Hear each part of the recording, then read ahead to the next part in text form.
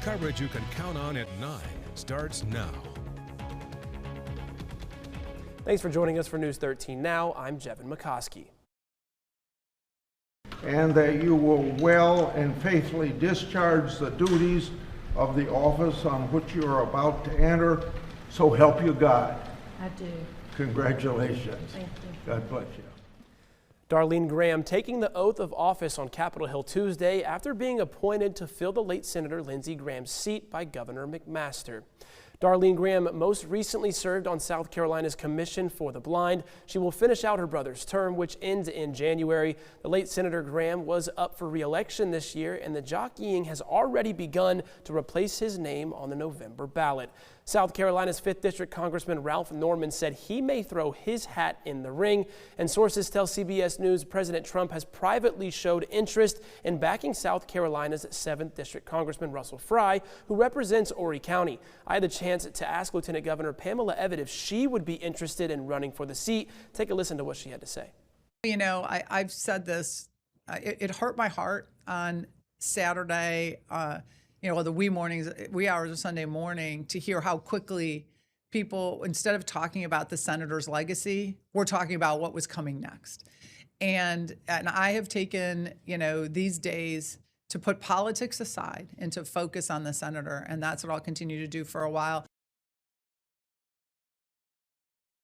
Right now on the WBTW Plus app.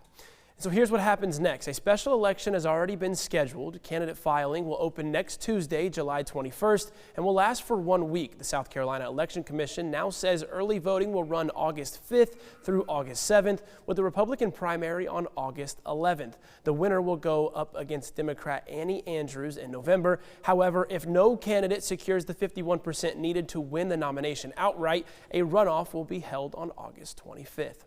While tourism numbers have temporarily declined in some areas, Myrtle Beach leaders say the Grand Strand is continuing to grow.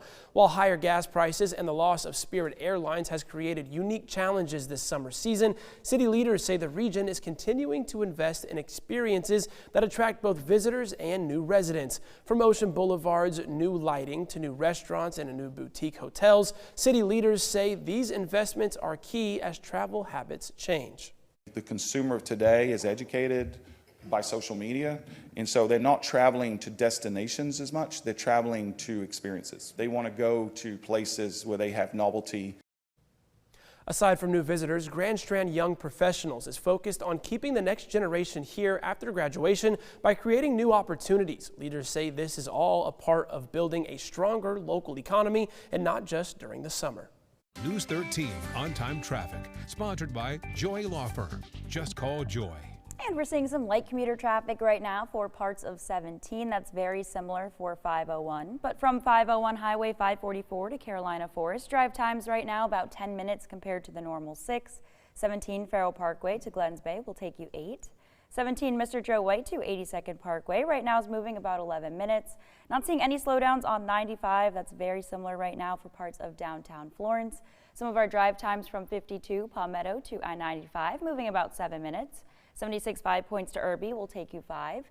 And 95 TV Road to 76 is moving on time with 9 minutes. Krista, thank you.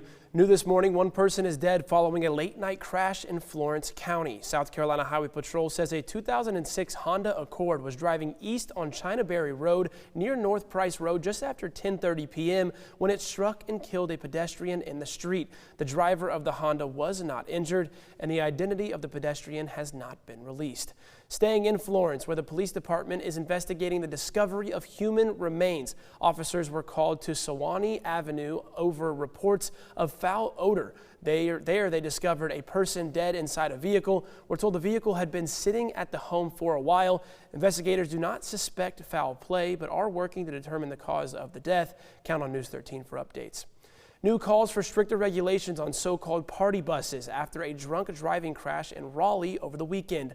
Police say the 58-year-old driver of a bus crashed into a home Saturday morning. He's now charged with DWI. According to current federal regulations, drivers of party buses need to have certain hire plates, United States DOT numbers, and must be registered with the Federal Motor Carrier Safety Association. They are also required to complete yearly physicals to make sure they're well enough to drive, but one driver says that's not enough. We have a lot of people who they'll get a slap on the wrist or some prior thing go down or a previous event, and then they're just right back out there. Drivers encourage anyone planning to rent a party bus to ask business owners and drivers for proof of their registration and credentials. The new hands-free driving law in South Carolina has had a bit of a rocky rollout. Drivers found out the hard way they must pay more than double the $100 fine initially reported by the Department of Public Safety. It turns out there are assessments and court fees that bring the total cost to more than $230. State Representative Bruce Bannister says the intention is to strongly deter drivers. The state is trying to offset an expense that the taxpayer would bear to have the system we have by letting the people who are using the system pay for it. So if you're interacting with law enforcement and you're violating the laws and you're going to the court and using the court system, we want you to pay for it. Since the new hands-free and distracted driving law went into full effect in March, roughly 12,000 drivers throughout the state have been ticketed, and so far more than $2.7 million has been collected. North Carolina's new state budget sets aside a significant amount of money to get abandoned boats off North Carolina's waterways. The budget calls for recurring annual funding to remove abandoned vessels along the coast. The State Wildlife Commission says the process cost thousands of dollars per vessel, and previous state and federal funding was set to expire later this summer. Officials say getting the vessels out of the water is key to protecting water quality and marine life in local waterways. Just ahead, getting stopped by a cop for a yellow card, why one Texas officer is booking World Cup fans for fun, up next. But before we head to break, here's a live look out over Myrtle Beach. News 13 Now continues in about 2 minutes.